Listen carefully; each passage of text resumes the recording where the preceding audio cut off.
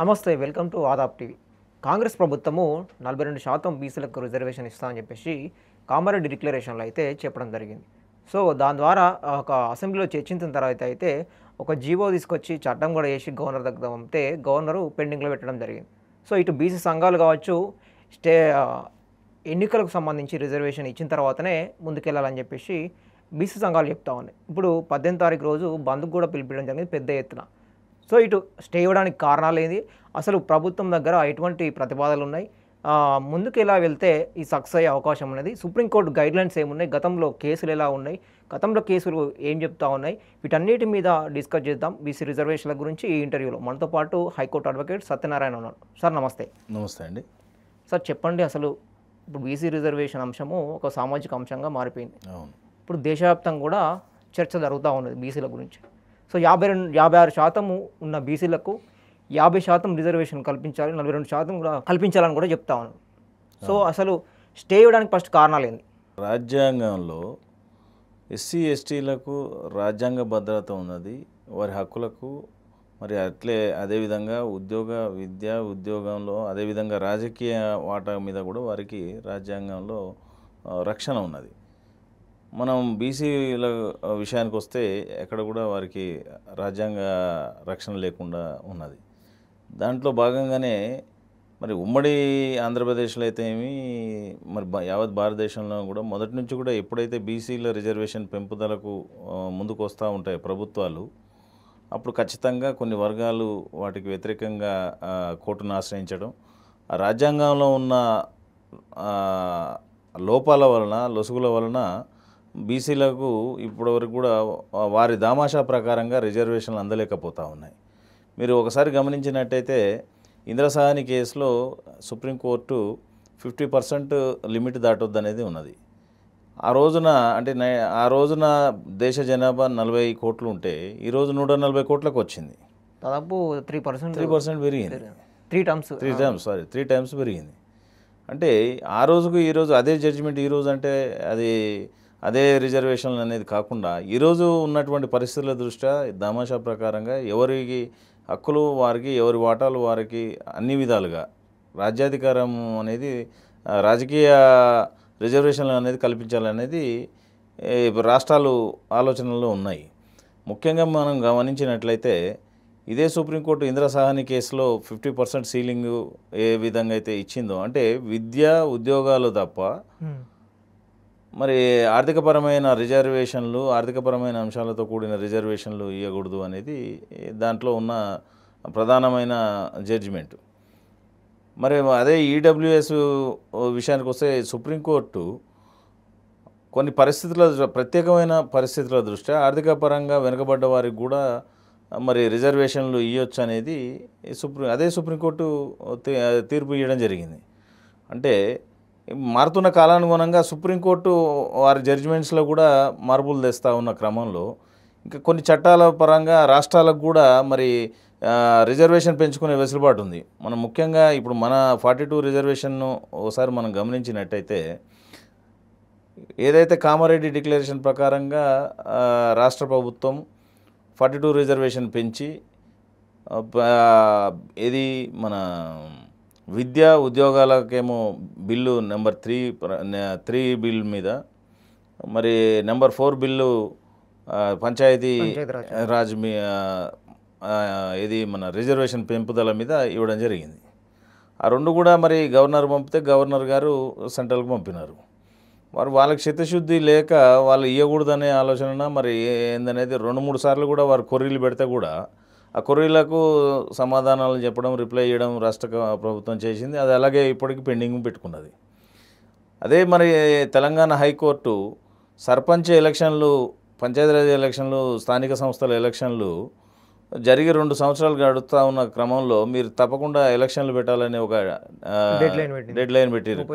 కాబట్టి Telangana government 42% reservation ఇవ్వాలనే ఆలోచనతోటి వాళ్ళు ఏం చేశారు, వాళ్ళకున్న అంటే రాజ్యాంగం కల్పించిన హక్కు, రాజ్యాంగం ఏం చెప్తా ఉంది, రాజ్యాంగంలో ఆర్టికల్ 243 అనే ఆర్టికల్ టోటల్గా స్థానిక సంస్థలలో వారి దామాషా ప్రకారంగా అంటే ఎస్సీ ఎస్టీలకు వారి దామాషా ప్రకారంగా ఇవ్వచ్చు అని చెప్తా ఉంది. 1/3 మహిళలకి ఇవ్వచ్చు అని చెప్తా ఉంది. మహిళలకు ఆర్టికల్ 240 అదే ఆర్టికల్లో 243D క్లాస్ 6 ప్రకారంగా మరి బీసీలకు విషయానికి వచ్చేసరికి ఇక్కడ ఫిగర్ అనేది నిర్దిష్టం చేయలే, ఇంతవరకు ఇవ్వచ్చు అనేది చేయలే.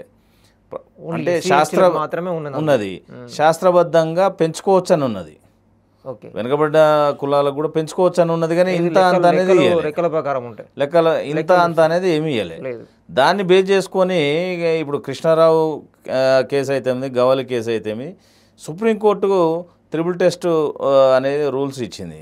ఆ త్రిబుల్ టెస్ట్ ప్రకారం ఏంది, శాస్త్రోత్తమైన సర్వే జరగాలి, దానికి ఒక డెడికేషన్ కమిషన్ ఉండాలి, అది పబ్లిష్ అయ్యి కావాలి, అది మళ్ళీ 50% సీలింగ్ దాటొద్దు అనేది ఉన్నది. కానీ అందులో కూడా ఏంటంటే అత్యవసర పరిస్థితులలో అంటే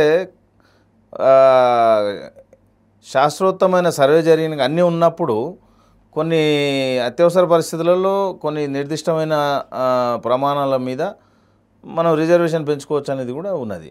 దాని మీద ఈరోజు తెలంగాణ రాష్ట్ర ప్రభుత్వం అసెంబ్లీలో తీర్మానం చేసి, అసెంబ్లీ తీర్మానం చేసినప్పుడు అన్ని పార్టీలు ఆమోదం పొందినాయి, అన్ని పార్టీలు కూడా సమ్మతించినాయి, అన్ని పార్టీలు దాదాపు అందరూ ఎవరు కూడా అబ్జెక్షన్ చెప్పలేదు. తర్వాత గవర్నర్ గారికి పంపారు, గవర్నర్ గారు ఆ బిల్లు అలాగే పెట్టుకున్నారు.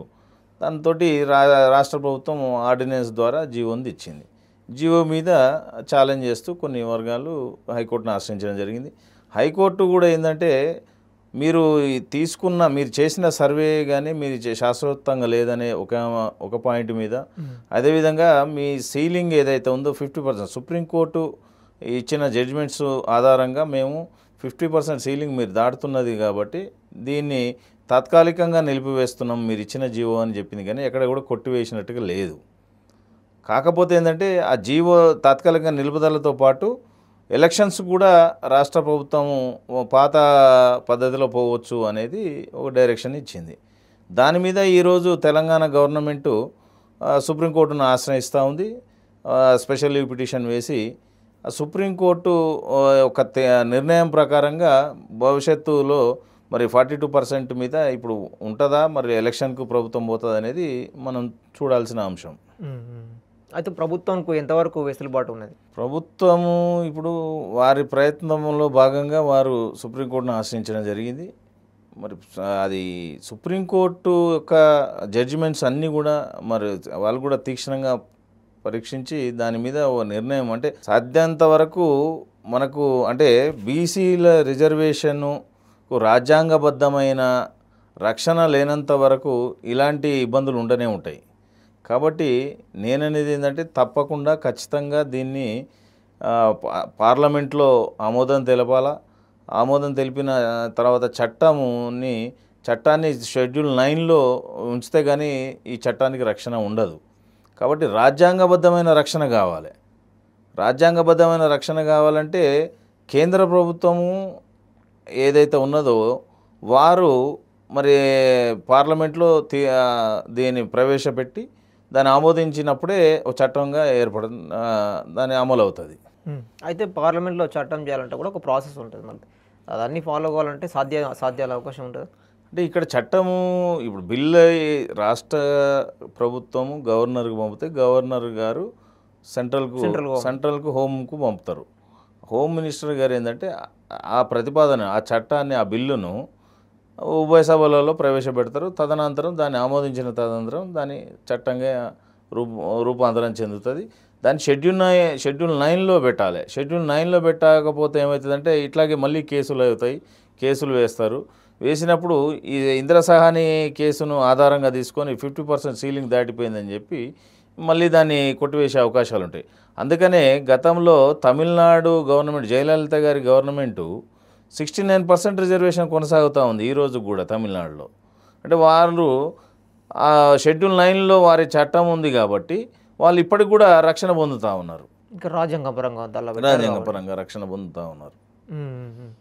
అయితే ఇక్కడ మీనింగ్ ఏంటంటే సుప్రీంకోర్టు గైడ్లైన్స్ ఇస్తే మనము పార్లమెంటు పాటించాల్సి ఉంటుందా, లేకపోతే పార్లమెంటు ఇచ్చిన గైడ్లైన్స్ ప్రకారం సుప్రీంకోర్టు ఎట్లా పాటిస్తారు? అంటే సుప్రీంకోర్టు గైడ్లైన్స్ ఇస్తే మనకి అల్టిమేట్గా రాజ్యాంగం ప్రకారం వెళ్తారు కాబట్టి. వాస్తవానికి రాజ్యాంగంలో ఎక్కడ కూడా 50% రిజర్వేషనే లిమిట్ అనేది లేదు, ఎక్కడ కూడా లేదు. కాకపోతే సుప్రీంకోర్టు అనేది గైడ్లైన్స్, సుప్రీంకోర్టు కొన్ని కేసులలో జడ్జిమెంట్స్ ఆధారంగా ల్యాండ్మార్క్ జడ్జిమెంట్స్, అంటే సుప్రీంకోర్టు ఇంద్రసాహని కేసులోనే ఆ కేసునే ల్యాండ్మార్క్గా తీసుకుంటారు. ఆ జడ్జిమెంట్స్లో ఏముందంటే ఖచ్చితంగా 50% అన్ని ఏ రిజర్వేషన్ అయినా 50% దాటొద్దు అనుకుంటూనే అందులో ఇంకొక అంశం కూడా ఉంది. అత్యవసర పరిస్థితులలో అంటే ఖచ్చితంగా అంటే శాస్త్రోత్తమైన మన డేటా చూపించాలి, ఎందుకు పెంచినామనే కారణాలు చూపించాలి. అలాంటి పరిస్థితులలో ఖచ్చితంగా పెంచుకునే అవకాశం అనేది కూడా రాసి సుప్రీంకోర్టు చెప్తుంది, అది అందులోనే రాసి ఉంది. కాకపోతే రాష్ట్ర ప్రభుత్వాలు దాన్ని ఇంప్లిమెంట్ చేయలేకపోతున్నాయి. దాదాపు ఇట్లా జీవోలు ఇచ్చి యాక్ట్లు చేసి జీవోలు ఇచ్చిన రాష్ట్రాలు దాదాపు 8 రాష్ట్రాల యొక్క రిజర్వేషన్ పెంచినాక కూడా వాటిని కొట్టేయడం జరిగింది సుప్రీంకోర్టు. ఇప్పుడు ప్రధానంగా ఉన్నది ఏంటంటే సెక్షన్ షెడ్యూల్ 9లో మన చట్టాన్ని ఉంచితేనే దానికి రాజ్యాంగపరమైన రక్షణ ఉంటుంది. అది పార్లమెంటు ఆమోదించిన తర్వాత. ముఖ్యంగా ఇంకోటి ఏంటంటే ఇక్కడ బీసీలలో 42% రిజర్వేషన్ను పెంచడానికి గల కారణాలు అనేది రాష్ట్ర ప్రభుత్వం చెప్పాలి, ఎందుకు పెంచుతున్నాము అనేది. ఇప్పుడు మనం ఒకసారి గమనించినట్లయితే 77 ఏళ్ళు 78 ఏళ్ళ స్వతంత్ర భారతదేశంలో ఈ రోజుకు కూడా బీసీలలో అట్టడుగున ఉన్న కులాలు ఉన్నాయి. ఎంబీసీలు అయితేమి, సంచార జాతులు అయితేమి. సంచార జాతులలో అంటే ఎస్సీ ఎస్టీ కన్నా ఇంకా దయనీయమైన పరిస్థితులలో మరి సంచార జాతులు బతుకుతూ ఉన్నాయి. ఈరోజు కూడా రాజ్యాంగపరమైన హక్కులు ఉన్నాయని వారికి తెలియదు. రాజకీయంగా వారికి ఈరోజు కూడా కనీసం ఒక వార్డు మెంబరు అయిన దాఖలాలు లేవు. ఎమ్మెల్యే మినిస్టర్ అనేది పక్కన పెడితే ఎంపీటీసీ కాదు, వార్డు మెంబర్ కూడా అయిన పరిస్థితి లేదు. మరి వారు ఇన్నేళ్ళ భారతదేశంలో మరి వాళ్ళకి అవకాశం రావాలంటే మరి రాజ్యాంగపరమైన రక్షణ కలవాలి, రక్షణ ఇవ్వాలి కదా. మరి వారికి కేటాయించాలంటే వర్గీకరణ కూడా జరగాలి. సబ్ కేటగిరీ అని చెప్పేసి డిమాండ్ వస్తూ ఉన్నది.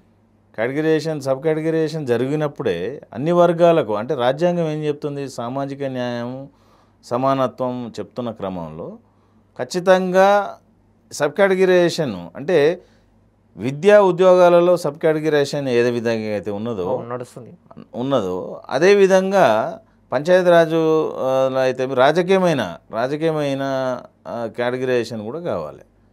అప్పుడే మరి ఒక పాములైన కానీ, ఒక వంశరాజు కానీ, ఒక పూసలైన కానీ, ఒక వడ్రాయన కానీ, ఒక మేదరాయన కానీ, ఒక దుమ్మరాయన కానీ, ఒక పాముల అట్లాంటి కులాలు అంటే వారికి రాజ్యాంగం వారికి ఒక రాజకీయ అవకాశాలు కల్పించినట్టు అవుతుంది. అయితే గతంలో ఒక గవాలి కేసు కూడా మనకి కీలకంగా మనకి ఇక్కడ కనపడుతూ ఉంది.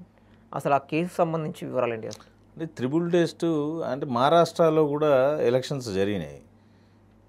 జీవోలు ఇచ్చి ఇట్లనే కమిషన్ వేసి జీవోలు ఇచ్చేసి ప్రభుత్వం వేసిన తర్వాత ఎలక్షన్ జరిగినాయి. అక్కడ కూడా ఏమైందంటే శాస్త్రోత్తమైన డేటా లేదని, అదేవిధంగా 50% సీలింగ్ దాటడానికి కోర్టును వాళ్ళు సంతృప్తి పరచలేకపోయారు. సో అందుకని సుప్రీంకోర్టు ఏం చేసింది, ఖచ్చితంగా ఈ నిర్దేశకమైన నిబంధనలతోటి ఇవి ఫుల్ఫిల్ చేయలేదు కాబట్టి మీరు ఏదైతే ఎలక్షన్ జరిపినారో అది మళ్ళీ జరుపుకోవాలని చెప్తే, ఇప్పుడు ఎలక్షన్ జరిగిన మొత్తం కూడా ఎన్నికైన సర్పంచులు కానీ వాళ్ళు కానీ అంతా కూడా మళ్ళీ నీటిలో పోసిన పన్నీరు అయిపోయింది. మళ్ళీ ఎలక్షన్స్ జరుపుకోవాల్సిన పరిస్థితి ఏర్పడ్డది. అయితే ప్రభుత్వం ఇప్పుడు హైకోర్టు కూడా చెప్తా ఉంది ఎన్నికలకు వెళ్ళొచ్చు అని చెప్పేసి పాత ప్రకారం. కానీ బీసీ సంఘాలు ఏమంటున్నాయంటే రిజర్వేషన్ కల్పించిన తర్వాత అని చెప్తున్నాయి. ఇక్కడ ఎన్నికల కమిషన్ కూడా ఒక కన్ఫ్యూజన్లో పడ్డట్టుగా అనిపిస్తూ ఉంది. అంటే దీంట్లో ప్రభుత్వం ఎట్లా ముందుకెళ్తే సక్సెస్ అయ్యే అవకాశం ఉంటుంది? అంటే ఎన్నికలు కూడా హైకోర్టు ఇచ్చిన గైడ్లైన్స్ ప్రకారము ఇమీడియట్గా పెట్టాలి, ఇప్పటికే లేట్ అయిందని చెప్పేసి హైకోర్టు చెప్తా ఉన్నది. సుప్రీంకోర్టు ఏమంటుందంటే నోటిఫికేషన్ ఇచ్చిన తర్వాత మీరు ఎన్నికలకే వెళ్ళాల్సి ఉంటుంది, ముందరికి వెళ్ళాలని చెప్పేసి అట్లా చెప్తా ఉన్నది. అంటే ఇప్పుడు ఎన్నికల కమిషన్ అనేది ఒక స్వతంత్ర ప్రతిపత్తి గల సంస్థ. కాకపోతే పంచాయతీ ఎలక్షన్లు కానీ ఏ ఎలక్షన్ కానీ వచ్చిన క్రమంలో రాష్ట్ర ప్రభుత్వ సహాయం కూడా అవసరం ఉంటుంది. వారి సహాయ సహకారాలతో ఎన్నికలకు ముందుకు పోవాలి, అదొక భాగం. ముఖ్యంగా ఏంటంటే ఇప్పుడు ఉన్న పరిస్థితులలో రాష్ట్ర ప్రభుత్వము సుప్రీంకోర్టు అప్రోచ్ అవుతున్న క్రమంలో నాకు తెలిసినంత వరకు కూడా ఎన్నికల కమిషన్ కూడా 1-2 రోజుల్లో తేలిపోతుంది, ఏం జరుగుతుంది అనేది తేలిపోతుంది. సుప్రీంకోర్టు యొక్క తీర్పును బట్టి వాళ్ళు ఒక నిర్ణయం తీసుకుంటారని నేను కూడా భావిస్తున్నాను. అయితే ఇక్కడ 75 సంవత్సరాలలో అప్పుడు చేసిన జనగణనగానే ఉన్నది. సో దేశవ్యాప్తంగా చూస్తే బీసీలు కూడా ఎక్కువ ఉన్నారని చెప్పేసి లెక్కలు కూడా చెప్తా ఉన్నాయి. సో కేంద్ర ప్రభుత్వం కూడా లెక్కలు చేస్తా అని చెప్పేసి, అంటే మరి ప్రభుత్వము అంటే ఒకసారి చేసే ఆలోచనలు ఏమైనా ఉంటూ కనిపిస్తూ ఉందా, లేదంటే కావాలని దీన్ని స్టే ఇచ్చే అవకాశం కనిపిస్తూ ఉందా సుప్రీంకోర్టు కూడా, అంటే కేంద్ర ప్రభుత్వం కూడా? ఇప్పుడు బ్రిటిష్ కాలంలోనే జరిగింది, 1930లోనే అప్పుడు జరిగిన జనగణన కులగణనలే తప్ప ఆ తర్వాత ఎస్సీ ఎస్టీలకు జరిగింది, కానీ మొత్తం బీసీలకు అయితే ఇంతవరకు కులగణన కానీ జనగణన కానీ జరగలేదు. రీసెంట్గా తెలంగాణ ప్రభుత్వం సకుటుంబ సర్వే ఏదైతే చేసిందో ఆ డేటానే తప్ప వేరే డేటా లేదు. ఆ డేటా కూడా ఏంటంటే శాశ్వతంగా జరిగిందనేది రాష్ట్ర ప్రభుత్వం చెప్తా ఉంది. మీరు జరిగిన డేటా కరెక్ట్గా లేదు, ఓ పద్ధతిలో జరగలేదనేది కోర్టు యొక్క భావన. అందుకనే స్టే విధించడం జరిగింది. అయితే బీసీ సంఘాలు ఏమంటున్నాయంటే ఈ డెడికేషన్ కమిషన్ కొంచెం బలహీనంగా ఉందని చెప్పేసి కూడా బీసీ సంఘాలు ఆందోళన చెప్తున్నాయి. ఇప్పుడు అది ఏం జరుగుతుందంటే మంచికో చెడ్డకో ఇంతవరకు తెలంగాణ రాష్ట్రంలో తెలంగాణ ఏర్పడ్డ తర్వాత కానీ అంతకుముందు కానీ ఒక సర్వే అనేది జరగలే. ఇంకోటి బీసీలకు రిజర్వేషన్ ఇవ్వాలనే ఒక ఆలోచనతోటి రాష్ట్ర ప్రభుత్వం ముందుకు వచ్చింది. ఈ కమిషన్ ఓపెన్గా హైకోర్టు ఆర్డర్ తోటే డెడికేషన్ కమిషన్ ఏర్పాటు చేయడం జరిగింది. వాళ్ళు ఓపెన్గా వాళ్ళు పేపర్ పబ్లికేషన్లు ఇచ్చారు.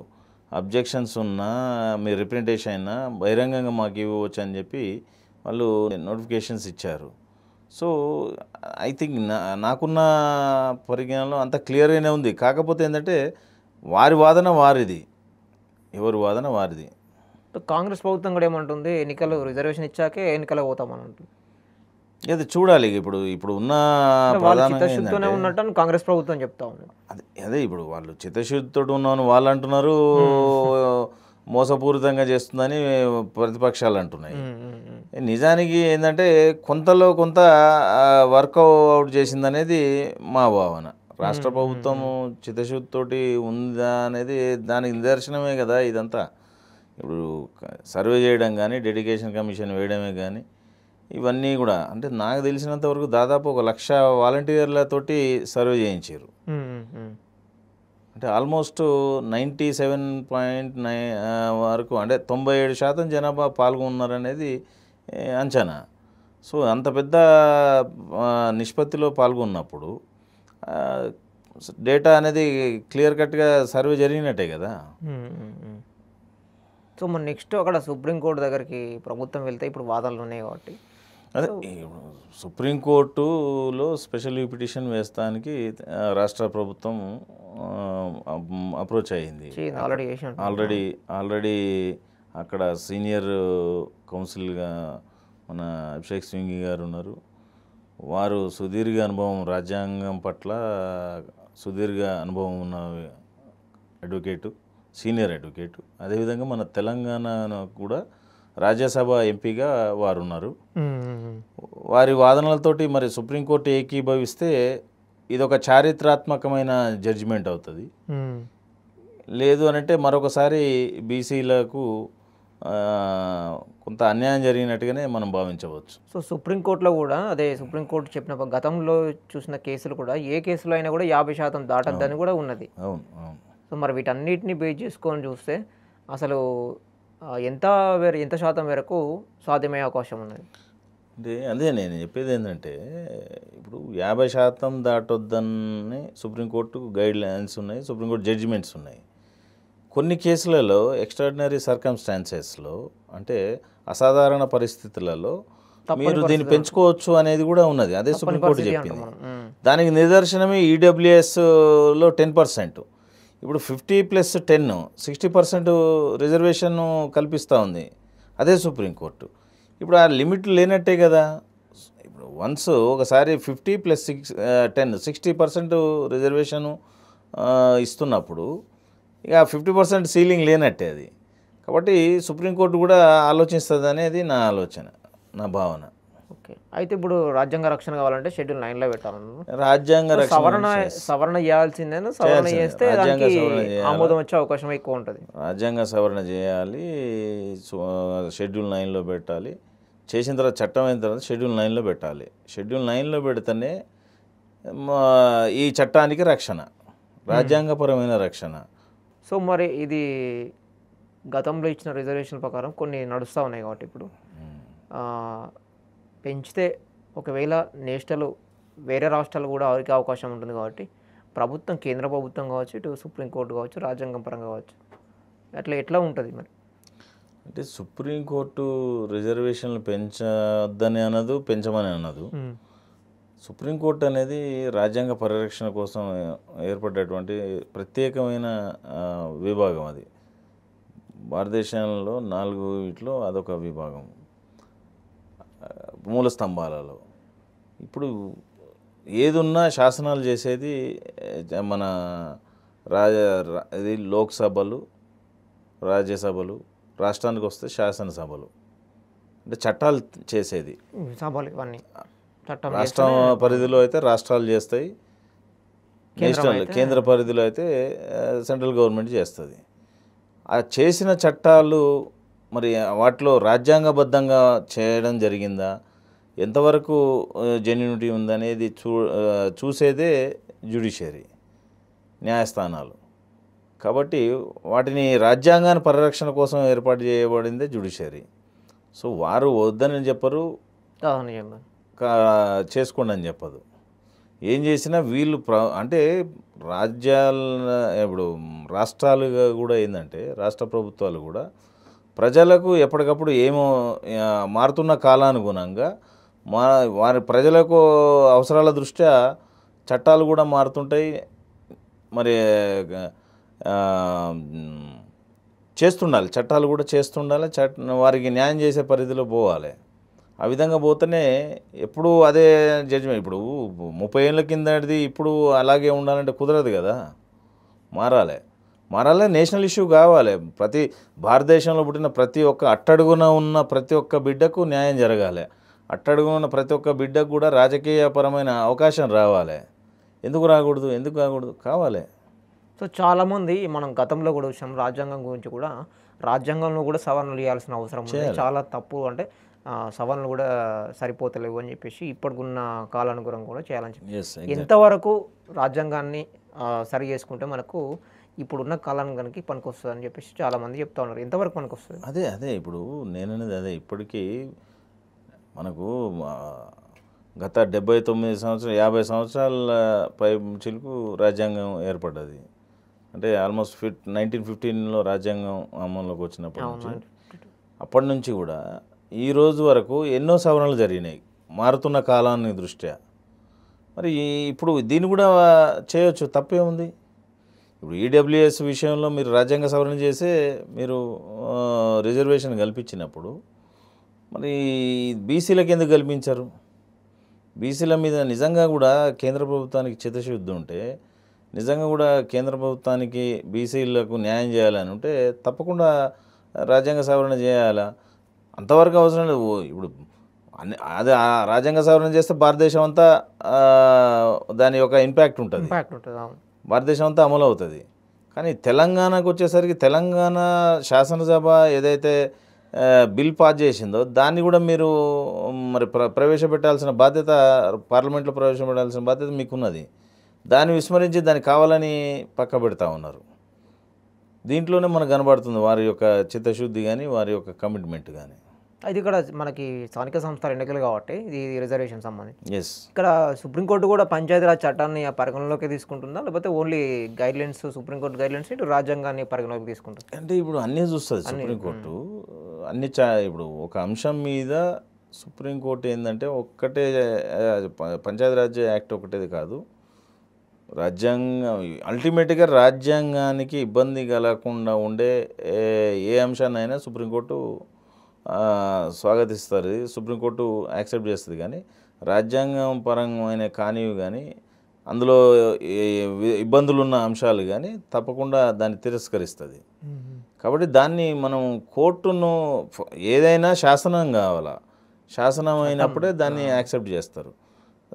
చేయాలంటే పార్లమెంటు ఇప్పుడు ఏది చట్టం చేయాలన్నా నేషనల్ భారతదేశంలో ఉన్నటువంటి శాసనసభకు మరి రాజ్యసభకే ఆ వెసులుబాటు ఉంది. ఇప్పుడు అంటే ఆ విధమైన రాజ్యాంగం వాళ్ళకు కల్పించింది, అధికారాన్ని కల్పించింది. వారు చేయాల్సింది కూడా చేయకపోతే ఎట్లా? సో మరి ఇక్కడ బీసీది రిజర్వేషన్ సంబంధించి కాబట్టి ఎస్సీ ఎస్టీలకు సంబంధించి ఏముంది దానిలో రాజ్యాంగంలో? వాళ్ళకి రిజర్వేషన్ ఇవ్వాలని ఉందా, లేకపోతే ఓన్లీ రిజర్వేషన్ వాళ్ళకు దామాషా ప్రకారంగా వారి జనాభా పరంగా వాళ్ళకు రిజర్వేషన్ కల్పించాలని ఉంది. వాళ్ళ దామాషా ప్రకారం వాళ్ళ జనాభా ఎంత ఉందో వాళ్ళకి అంత రిజర్వేషన్లు వస్తూ ఉన్నాయి, కల్పిస్తూ ఉన్నారు. అంటే ఓవరాల్గా రిజర్వేషన్ అని వాళ్ళ వరకే ఉంది, వాళ్ళ వరకే ఉంది. వాళ్ళకి రాజ్యాంగపరమైన ఎటువంటిది లేదు, రాజ్యాంగపరమైన రక్షణ వారికి ఉన్నది ఎస్సీ ఎస్టీకి. బీసీలకు వచ్చేసరికి ఎక్కడ కూడా రాజ్యాంగపరమైన రక్షణ లేవు.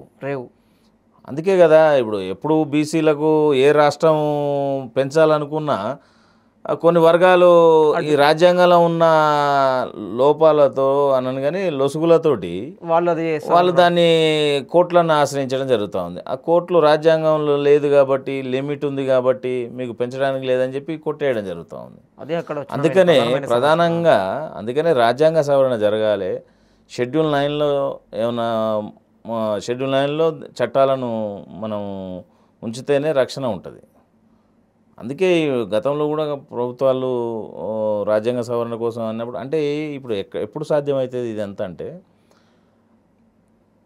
రాష్ట్రాలు అదేవిధంగా కేంద్రం ఇద్దరు ఆమోదిస్తేనే, ఇద్దరు అనుకుంటేనే జరుగుతుంది. ఇప్పుడు మనకి ఇక్కడ రాష్ట్ర ప్రభుత్వం బిల్లు పంపింది, 2 బిల్లు పంపితే ఆడ అట్లనే పక్క పెట్టిరి. ఇంక ఏడ పాస్ అవుతుంది ఆ బిల్లు? పార్లమెంట్లో ప్రవేశపెట్టేది ఎప్పుడు? అది పాస్ అయ్యేది దాదాపు 6 నెలలు 7 నెలలు అయిపోయాయి. ఇంకెప్పుడు అవుతుంది అది? సో ఇప్పుడు అయ్యేటట్లేదు, వాళ్ళకి ఇంట్రెస్ట్ లేదు.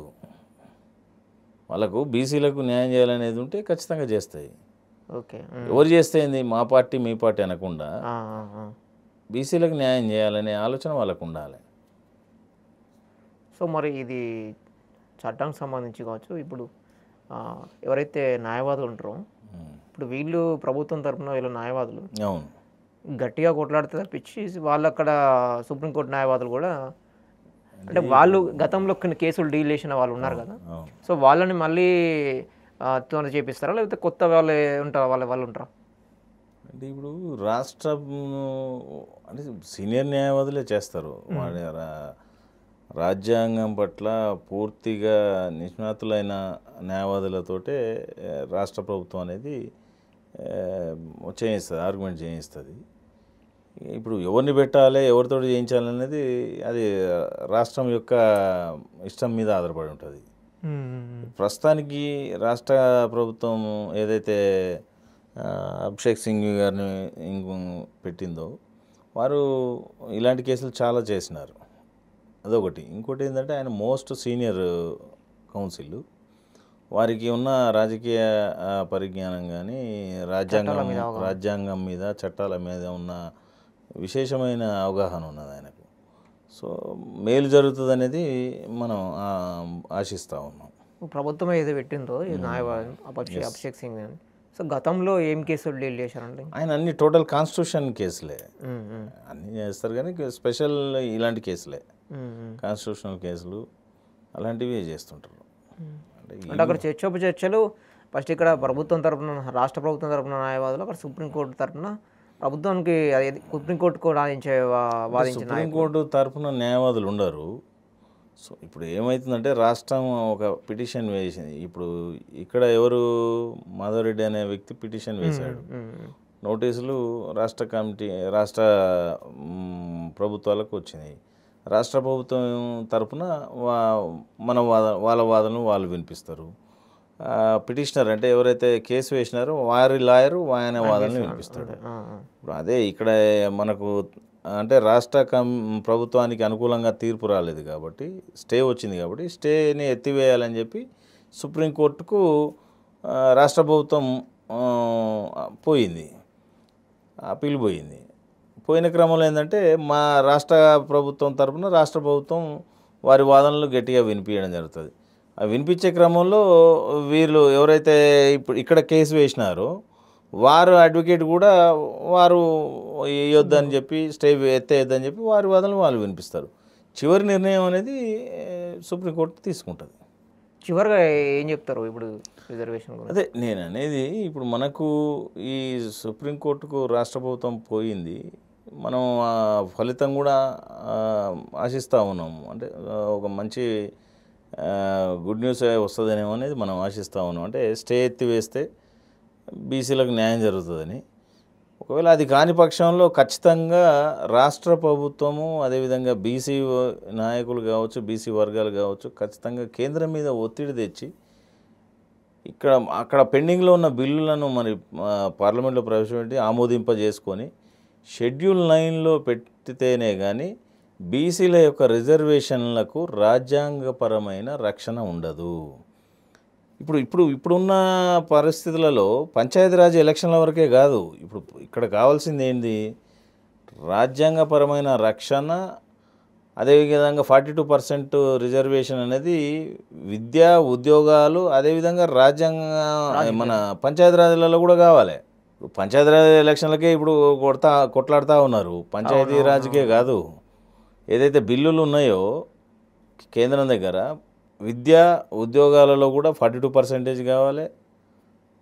పంచాయతీ తక్కువనే ఉన్నది ఇప్పుడు ప్రజెంట్. పంచాయతీ దానికి కూడా అమలు చేస్తేనే ఇప్పుడు పూర్తి న్యాయం అయిపోతుంది అంటారు మీరు. అవును, అమలు చేస్తేనే పూర్తిగా న్యాయం జరుగుతుంది. అవునవును, కరెక్ట్. మళ్ళా కాకుండా పూర్తి న్యాయం జరుగుతుంది బీసీలకు. దీని తెలంగాణ ఈ నిర్ణయాన్ని అన్ని రాష్ట్రాలు కూడా ఆదర్శంగా తీసుకొని పెంచాలి. ఎందుకు పెంచకూడదు? ఇప్పుడు మొన్న ఎస్సీ వర్గీకరణ చేసినట్టు ఇప్పుడు మీరు అన్నట్టు పంచాయతీరాజ్ చట్టంని విద్య, ఉద్యోగము, రాజకీయం చేసినట్టు ఒకేసారి చేసి దాన్ని మళ్ళీ రాజ్యాంగ రక్షణ చేయాలి. అదేవిధంగా విద్యా ఉద్యోగాలలో ఎట్లయితే రికాటగరైజేషన్ ఉన్నదో ఈ పంచాయతీరాజ్ చట్టంలో కూడా కేటగరైజేషన్ అనేది తేవాలి. తెచ్చినప్పుడే కింద ఉన్న వారికి వార్డు మెంబర్ నుంచి ఎంపీటీసీ, జెడ్పీటీసీ దాకా అయ్యే అవకాశం ఉంటుంది. అంతేగాని కొంతమంది ఈ రాజ్యాంగపరమైన ఇది రానప్పుడు కొంతమందికే రాజకీయ అవకాశాలు దొరుకుతాయి, అట్టడుగున్న వాళ్ళకి దొరకవు. ఇప్పుడు వర్గీకరణ అదేది సబ్ కేటగిరీషన్ చేయకపోతే ఇప్పుడు కూడా ఎస్, సో మళ్ళీ అది ముందు తర్వాత కూడా డిమాండ్ వచ్చే అవకాశం ఉంటుంది. మళ్ళీ సేమ్ ఇట్లనే సబ్ కేటగిరీషన్ స్థానిక సంస్థలు అని చెప్పేసి మళ్ళీ ఇట్లనే వచ్చే అవకాశం కూడా ఉంటుంది. మళ్ళీ దానికి ఒక మూమెంట్ లాగా అవుతుంది. అవును, అందుకనే సో ఒకేసారి ఇదన్నీ చేస్తేనే మీరు అన్నట్టు స్థానిక సంస్థలు ఫుల్ఫిల్ అయిపోతుంది. అందుకనే మనం అనేది కూడా ఎస్సీ వాళ్ళు ఎట్లయితే ఇప్పుడు రిజర్వేషన్ ఈ రోజు అయిన తర్వాత వర్గీకరణ మొన్న చేశారు, ఎస్సీ వర్గీకరణ సబ్ కేటగిరీషన్. అవును, సో అట్లా ఇప్పుడు బీసీలో కూడా రిజర్వేషన్ కాకుండా సబ్ కేటగిరీషన్ ఒకేసారి చేసేస్తే అయిపోతుంది. సబ్ కేటగిరీషన్ చేసినప్పుడు సబ్ కేటగిరైజేషన్తో కూడిన ఏ విధంగా అయితే ఎడ్యుకేషన్ అండ్ ఎంప్లాయ్మెంట్ పొలిటికల్ కూడా ఇచ్చినప్పుడే పూర్తి న్యాయం జరుగుతుంది, సామాజిక న్యాయం జరుగుతుంది, సమానం ఒకసారి వచ్చేస్తుంది అట్లా. సో ఇప్పుడు మళ్ళీ ఏదైతే ఈ ఆమోదం జరిపినా కూడా కొంతవరకే దీన్ని కొంతమంది వరకే ఉపయోగపడే అవకాశం ఉంటుంది. మళ్ళీ అట్లే ఉండిపోతుంది మళ్ళీ ఇప్పుడు ముందు కూడా అయితే తెలియదు ఇక అట్లా. సో తర్వాత మళ్ళీ వీళ్ళు సబ్ కేటగరైజేషన్ కావాలని చెప్పి అడిగినప్పుడే మళ్ళీ దాన్ని మళ్ళీ డిమాండ్ మళ్ళీ ఇట్లా చర్చలు జీవో తీసుకురావడం అట్లా ఏం చేస్తే మళ్ళీ ముందుకు పోతుంది. అవునవును, అట్లా. Thank you so much sir. Right, నమస్తే.